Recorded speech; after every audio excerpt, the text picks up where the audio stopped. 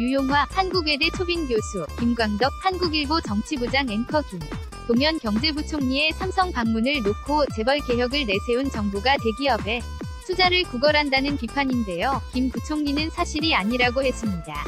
이와 관련한 내용 유용화 한국외대 초빙교수, 김광덕 전 한국일보 정치부장과 함께 얘기 나눠보겠습니다. 어서 오십시오. 인터뷰 안녕하십니까? 앵커 김동연 부총리, 내일 삼성반도체 공장에 갑니다. 이걸 놓고 투자하라고 재벌의 압박을 가하는 거냐, 또 반대쪽에서는 재벌의 투자를 구걸하는 거냐, 말이 많아요. 인터뷰, 제 생각에는 김동연 부총리가 일자리 문제가 제일 중요하지 않습니까? 그런데 정부 측에서 강조하고 있는 혁신성장, 신성장이라는 것은 결국은 두 가지 골자죠. 규제를 개혁하고 규제를 완화시키고 그 다음에 이러한 자본이 투자될 수 있도록 하는 건데, 그런 측면에서 봤을 때 지금 일자리 창출이라는 것이 가장 시급한 우리 국가적 과제이기 때문에 대기업을 찾아가서 당신네들이 필요한 규제 개혁할 것이 어떤 것이냐 듣고 그 분야에 대해서 예를 들면 투자를 유치하기 위해 노력하는 것.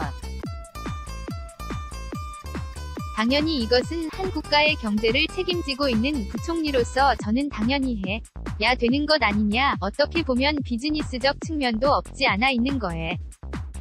그러니까 이것이 과거 김병준 한국당 위원장이 얘기한 국가주의, 과거 국가주의 때는 박정희 때나 그때 권위주의 때는 재벌을 비틀었죠. 특혜도 주고 그렇게 하면서 실제로 경제를 운영해 나갔지만 지금은 이러한 과정을 통해서 예를 들면 일자리를 창출하기 위한 하나의 중요한 과정으로 보는 것.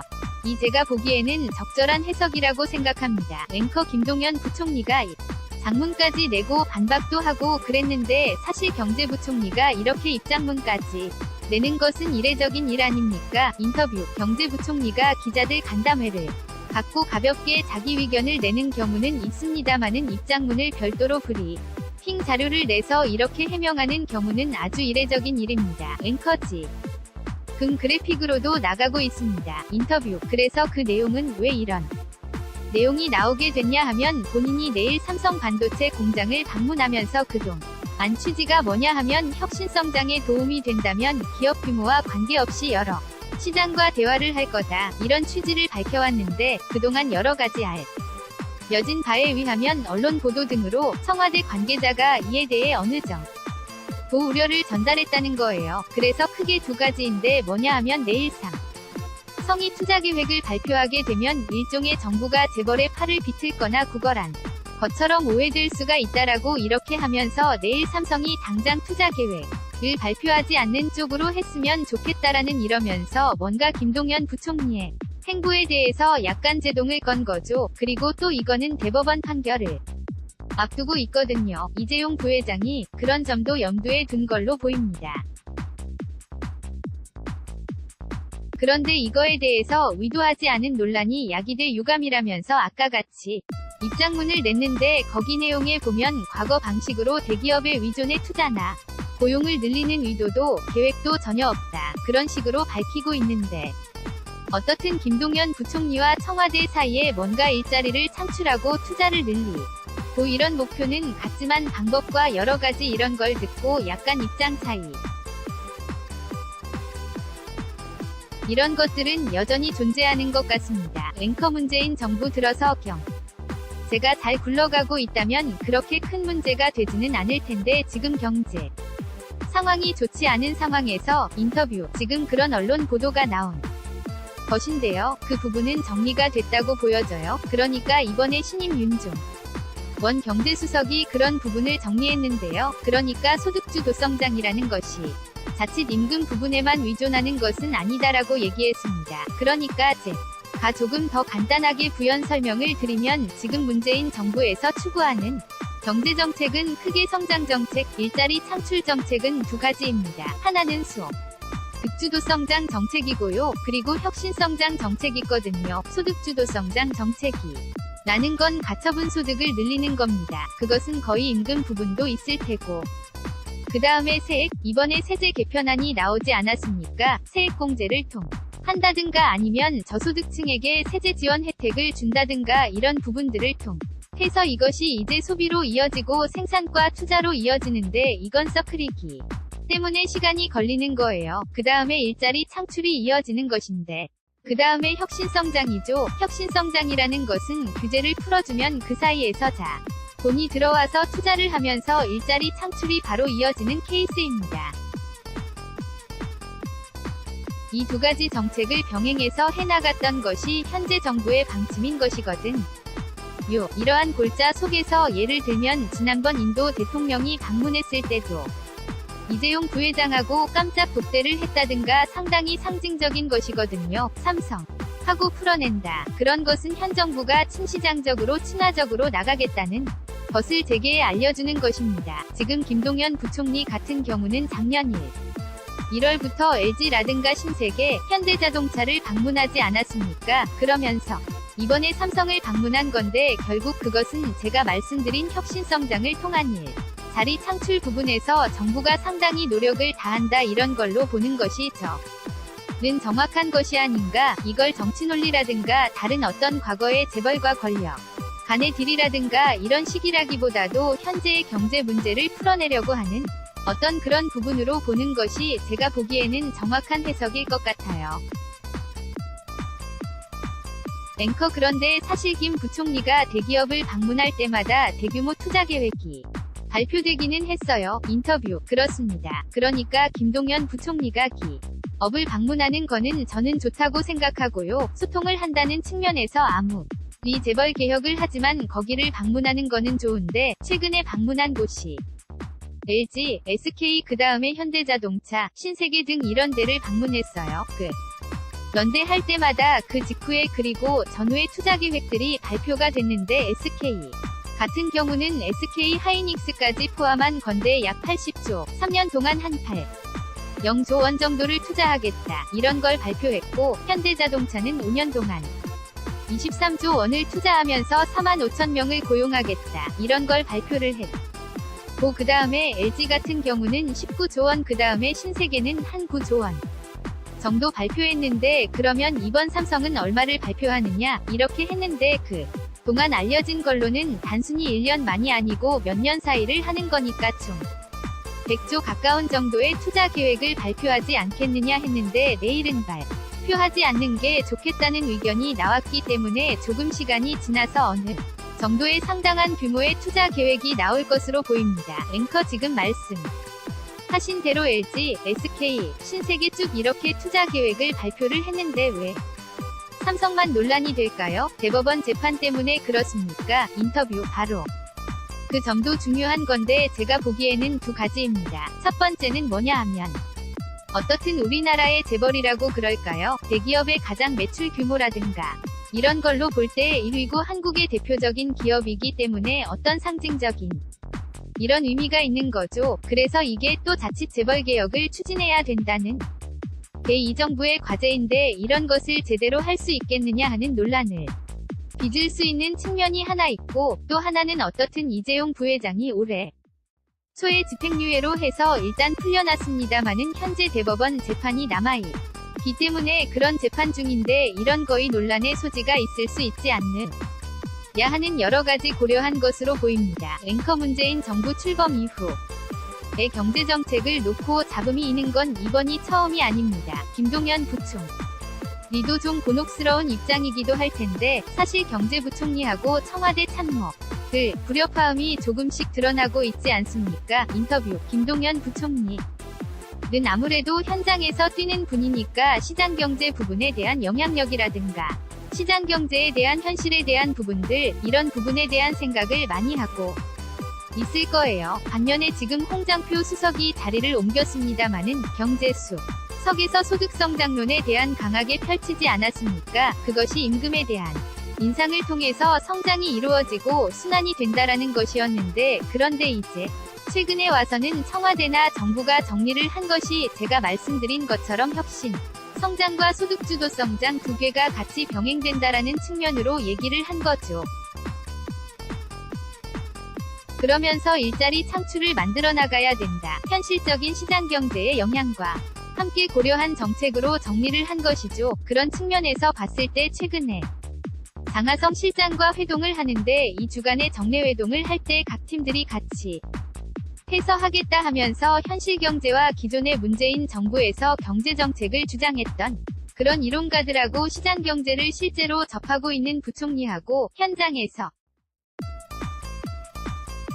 한번 해나가겠다. 이런 측면으로 되기 때문에 제가 봤을 때는 지금 기업을 방문하는 것도 그것은 당연히 저는 해야 된다고 보여요. 지금 자본주의 사회에서도 그렇고 우리 경제가 처한 현실도 그렇고 대기업이 우리 경제에서 해야 될 중요한 역할들이 있단 말이죠. 그 역할들을 정부가 간과하게 되면 그건 반기업적인 정부가 돼버리죠. 항상 정부는 친기업적인 정부가 가야 되는 거니까 대기업뿐만 아니라 중소기업, 영세기업도 해나갈 수 있는 거거든요. 그런 측면으로 김동연 부총리가 스텝을 옮겨가는 건 제가 보기에는 나쁘지 않다고 봅니다. 인터뷰 한마디만 하면 청와대 참모진 하고 김동연 부총리 사이에 여러가지 이견과 불협화음이 가끔 있는데 그중에 대표적인 게 바로 최저임금 정책인 것 같아요. 최저임금을 대폭 인상한다는 것에 대해서 김동연 부총리는 속도를 조절해야 된다면서 이게 고용에 영향을 준다. 이런 입장을 밝히고 있는데 청와대 참모진들은 최저임금은 고용 감소에 영향을 주지 않는다라고 하는 입장 차이를 드러냈는데 결국에는 두 사람, 청와대와 김동연 부총리의 차이는 청와대는 소득주도성장의 비중을 두는 것 같고 김동연 부총리는 혁신성장의 비중을 두는 이런 차이가 드러난 것 같습니다. 인터뷰 그 문제도 대통령이 정리를 했어요. 최저임금 인상 공약 부분에 대해서도 임기 내에 하는 게 어렵다. 이렇게 정리가 된 부분이 된 것 같아요. 앵커 하여튼 소득주도 경제성장 좀 말이 많기는 합니다. 이번에는 각 당 소식 살펴보겠습니다. 민주당부터 보죠. 제 호남을 찾은 송영길, 김진표, 이해찬 새 후보 열띤 연설전을 펼쳤습니다. 먼저 새 후보의 연설 듣고 얘기 계속 나누겠습니다. 송영길 더불어민주당 대표 후보, 송영길 이제 당대표 할 때 되지 않았습니까? 공지 여러분 광주는 대세를 따르지 않았습니다. 세력에 굴복하지 않았습니다. 새 술은 새 부대에 담아야 합니다. 김진표, 더불어민주당 대표 후보, 여당 대표가 여야 충돌의 빌미만 제공하고 싸움꾼으로만 비치면 어떻게 되겠습니까? 여당 대표의 숙명은 호시오고 호랑이 눈으로 상황을 살피되 황소의 오직함으로 이해찬 더불어민주당 대표 후보 저의 30년 정치 인생 마지막 소임을 위해서 이 자리에 섰습니다. 오로지 강력한 정당을 만들어 20년 집권하는 정당을 만드는데 제 온몸을 바치겠습니다. 앵커 지금 연설 짤막하게 들었습니다마는 송영길 후보하고 김진표 후보는 이해찬 후보를 견제하는 데 집중을 한 것으로 전해지고 있고요. 해찬 후보는 이번에도 원팀 메시지를 내놨다고 합니다. 어떻게 보셨습니까? 인터뷰 어떻든 전반적인 기류는 이해찬 후보가 최근에 한 여론조사에서 민주당 지지자들을 대상으로 한 데서 선두로 치고 나가는 건 사실이거든요. 퍼센트를 여러 가지를 말하기는 현재 여론상의 여러 가지 기법상 그런데 그 다음에 송영길하고 김진표 후보가 따르는 뒤쫓아가는 그런 양상인데 그러다 보니까 이해찬 후보에 대한 어떤 견제, 이런 목소리도 있었고 그게 직증이 있습니다. 그러니까 송영길 후보는 가장 젊지 않습니까? 유일한 50대인데 그러다 보니까 세대교체를 중심으로 하고 있고 그 다음에 대세를 따르지 않겠다. 뭔가 변화를 추구하고 있고 그 다음에 김진표 후보 같은 경우는 경제당 대표를 얘기하면서 황소의 오직함 이런 걸 통하면서 협치를 강조하는 이런 입장이고 이해찬 의원 후보 같은 경우는 20년 집권론을 제시하지 않았습니까? 그렇게 하면서 당이 하나가 돼야 한다는 원팀 메시지 그리고 강철 같은 단결이 필요하다 하는 그런 메시지를 던지는데 주력하는 것 같습니다. 앵커 어제 YTN 정치부 리포트로도 나갔습니다마는 후보들마다 앞다퉈 이미지 변신에 열중하고 있다고 합니다. 이 가운데 좀 뻣뻣하다라는 지적을 받아온 송영길 후보, 최근 많이 부드러워졌다고 해요. 인터뷰, 송영길 후보가 뻣뻣하다는 얘기는 정치권에서 아주 유명한 얘기죠. 실제로 그러면서 이번에 상당히 부드러워졌고 친화적인 이미지로 겸손한 이미지로 다가가려고 노력을 했다라는 것이 자꾸만 알려지고 있는데요. 송영길 후보는 지금 얘기는 통합을 강조하고 있습니다. 그러니까 지금 한 50대 달하는 측면도 있지만 송영길 후보는 호남 출신이거든요. 호남대 위원이 실질적으로 민주당에서는 강세니까 호남 플러스 그 다음에 386의 세력을 지금 586이다 해서 세력을 업으려를 하는 것으로 움직이고 있는 것 같아요. 현재는요. 그런데 이제 결국은 친문 주류라든가 친문 핵심과는 좀 떨어진 게 아니냐 이런 측면이 있는데 하여튼 송영길 후보 같은 경우는 지금 현재의 당대표는 결국은 문재인 정부에 대한 지원과 협치도 중요. 하지만 또 향후 총선도 중요한 것이 아니냐 총선에 대한 이미지라 든가 당을 디벨롭시키는 문제라든가 공천 문제라든가 이런 부분들을 강조하고 있는 것 같아요. 그래서 현재 새 후보가 상당히 여론조사에서는 이해찬 후보가 좀 앞섰다는 얘기가 나왔습니다마는 밑바닥에서는 새 후보가 각축을 벌이고 있다. 그래서 그것이 8월 중순까지 넘어가서 지금 유세가 충청 번 유세가 오늘 있지 않습니까? 이런 걸 지나고 봐야 각이 나오지 않겠냐? 그렇게 얘기하고 있는 것 같아요. 앵커 관료 출신의 김진표 후보 우조 원빈 CF를 패러디했다는 얘기가 있어요. 인터뷰. 그래서 서로 자기 이미지의 약점을 보완하는 작업들을 후보들이 본격적으로 하고 있는데요. 그러니까 조금씩은 표현이 다르죠. 김진표 후보는 관료 출신으로서는 딱한 것 아니냐 이런 건데 본인이 소통은 제가 보기에는 잘하는 것 같아요. 그런데 딱딱한 것 아니냐라는 이미지를 벗기 위해서 배우 원빈이 CF가 뭐냐 하면 한 캔 음료수를 마시는 그 장면 아마 화면이 있는지 모르겠는데 아마 그런 장면을 영상 촬영한 걸 보여주는 이런 걸 하고 있고 다음에 아까 송영길 후보는 아까 화면에 나왔습니다마는 송영길 후보가 키가 182cm예요. 그러다 보니까 좀 목도 좀 뻣뻣한 거 아니냐 이런 이야기도 나오는데 그런 걸 바꾸기 위해서 딱 무릎을 손으로 뒤쪽으로 잡아서 90도에 가까운 절을 하는 이런 걸 하고 있고 그 다음에 이해찬 후보는 막내 비서에게 SNS 사용법을 가르침을 받고 그 다음에 허심탄회하게 여러 가지 이야기를 들려주는 이런 식으로 하면서 이해찬 후보는 소통이 좀 안 되는 것 아니냐, 무섭고 근엄한 것 아니냐 하는 그런 이미지가 있다는데 그런 것들을 보완하기 위한 것들을 하고 있는 것 같습니다. 앵커 이해찬 후보 소통이 어렵다는 지적을 쭉 받아오긴 했습니다마는 최근에는 또 20년 정권은 가야 된다는 말이 약간 논란이 되고 있어요. 인터뷰. 그것은 아무래도 논란이 될 수밖에 없죠. 야당이라든가 또 예를 들면 민주당을 지지하지 않는 국민들 입장에서 봤을 때는 거북스러운 발언일 수가 있어요. 그러니까 이해찬 후보 같은 경우는 잘 알려져 있습니다마는 확실해요. 장점과 단점이 확실한 후보입니다. 그 장점이 과연 현재의 문재인 정부의 집권 여당에 적절한 것인지 아닌지를 결국은 당원들이 판단할 것 같은데 장점 같은 경우는 아무래도 분명합니다. 입장이라든가 노선이라든가 이런 것이 분명해요. 실제로요. 그리고 친노의 좌장이라는 측면이 있기 때문에 나름대로 1인 카리스마 같은 게 있어요. 그렇기 때문에 향후에 민주당의 대선 후보군들을 관리할 수 있다라든가 아니면 민주당을 잘 관리하면서 문정부하고의 협력관계를 할 수 있다. 청와대하고 이러한 부분을 장점으로 내세우는 것 같아요. 반면에 단점은 말씀하신 대로 너무 1인적인 카리스마가 있기 때문에 소통이 되겠느냐, 이해가 되겠느냐라는 측면과 결국은 야당과의 협치 문제, 이런 부분들이 될 수 있겠느냐. 그래서 여권 내에서도 좀 상호간의 소통이 쉽지 않은 측면이 있다. 이런 부분들이 나오는데 하여튼 이 부분들도 제가 봤을 때는 좀 8월 중하순 가야 세 사람들의 어떤 호각세들이 드러날 것 같아요. 앵커 이번에는 민주평화당 얘기를 해보겠습니다. 오늘 새 지도부가 출범을 하는데 인터뷰. 민주평화당 같은 경우 오늘 10시부터 5시까지 투표를 해서 새로운 지도부가 출범되는데요. 민평당은 상당히 위기입니다. 현재 지지율이 1% 그리고 예를 들면 지난번 지자체에서도 상당히 역할을 못했기 때문에 그래서 정동영 대 반정동영 구도로 나눠져 있는 건 사실입니다. 대표가 누가 되느냐, 그런데 두 가지 입장이죠.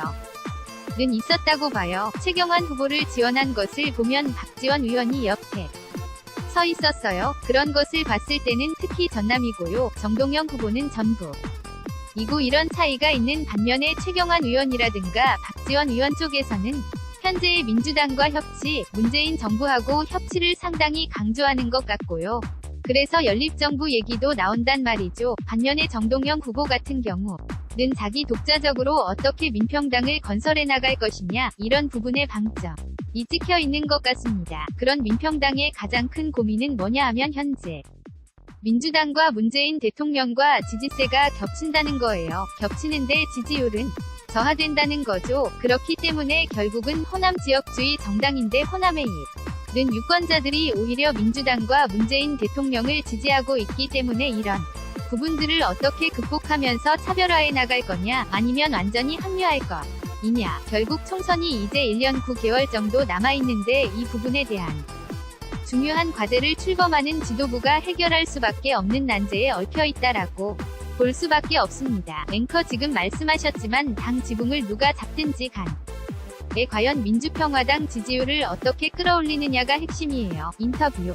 가장 큰 핵심이 바로 그거죠. 민주평화당 같은 경우는 민주당의 지지가 굉장히, 민주당과 문재인 대통령의 지지율이 굉장히 높은 호남에서 주로 기반을 두고 있는데, 뚜렷한 정체성을 차별화할 수 있는 게 민주당하고 이런 개 노선이라든가 이런 게 별로 없기 때문에 아마 존재감이 덜 드러나는 것 같아요. 그러다 보니까 지지율이 1에서 2% 정도 수준에서 왔다 갔다 하는 이런 상황인데 1% 정도로 나온 곳도 있죠. 앵커 그렇군요. 정의당 봐도 훨씬 낮은. 인터뷰. 정의당은 최근에 지지율이 노회찬 전 의원의 그런 불행한 일 이후로 더 지지율이 오른. 앵커 15%까지 나오고 있습니다.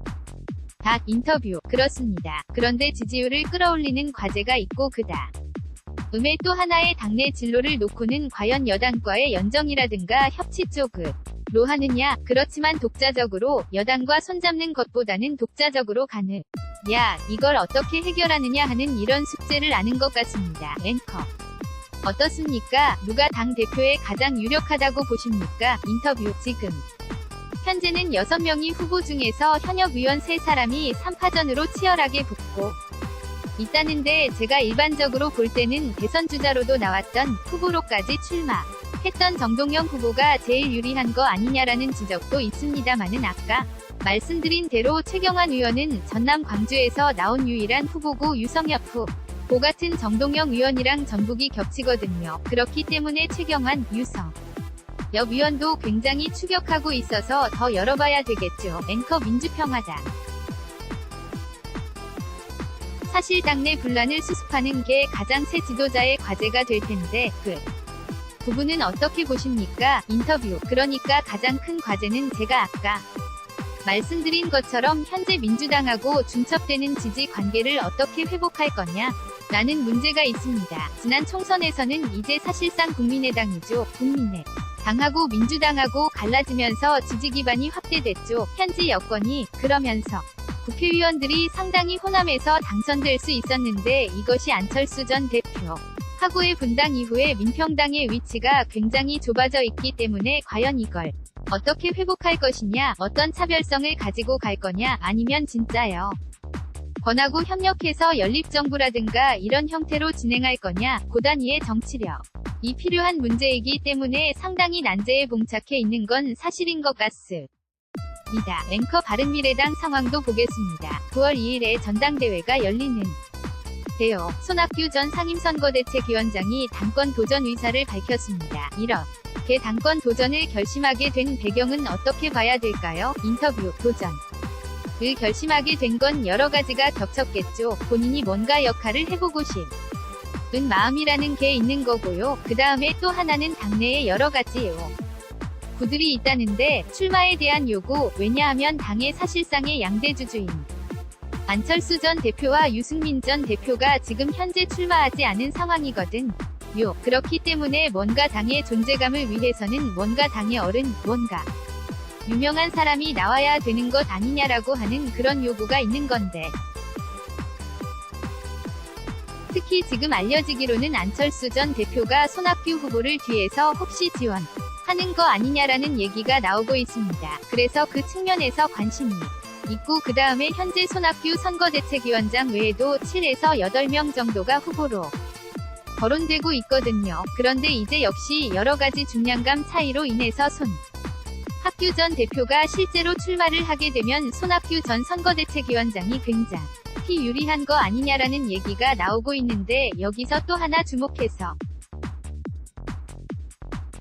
정치권 전체로 볼 때 중요하게 볼 바는 뭐냐 하면, 만에 하나 손학규 전 위원장이 당 대표로까지 선출되는 일이 있게 되면 혹시 민주평화당에서 정동영 후보가 당선이 되고, 그런 다음에 민주당에서는 이해찬 의원과 김진표 의원 등 이런 사람들이 나오게 되고, 그 다음에 김병준 한국당 비상대책위원장 아닙니까? 그러다 보면 대부분 이분들이 노무현 정부 말기인 2007년 대선을 전후로 해서 활약했던 인물들이에요. 그렇기 때문에 10여 년 전 인물들이 다시 전면 복귀하는 거 아니냐라는 그런 측면에 관심도 갖고 있습니다. 앵커 손학규 전 위원장이 출마를 하게 되면 흥행에는 도움이 될까요?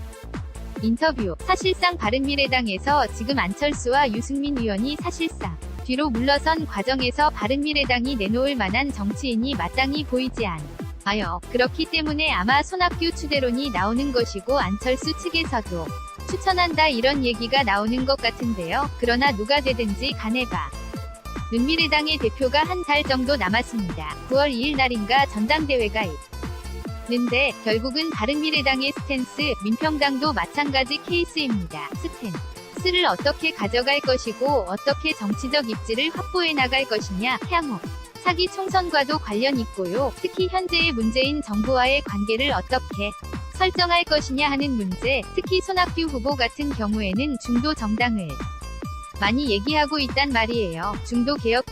중도개혁정당의 실체, 도개혁정당의 지지세, 이런 부분들을 어떻게 확보해 나가는 것이 가장 중요할 수밖에 없겠습니다. 앵커 알겠습니다. 지금까지 유용화 한국외대 초빙교 수 그리고 김광덕 전 한국일보 정치부장과 함께 얘기 나눴습니다. 오늘 말씀 고맙습니다.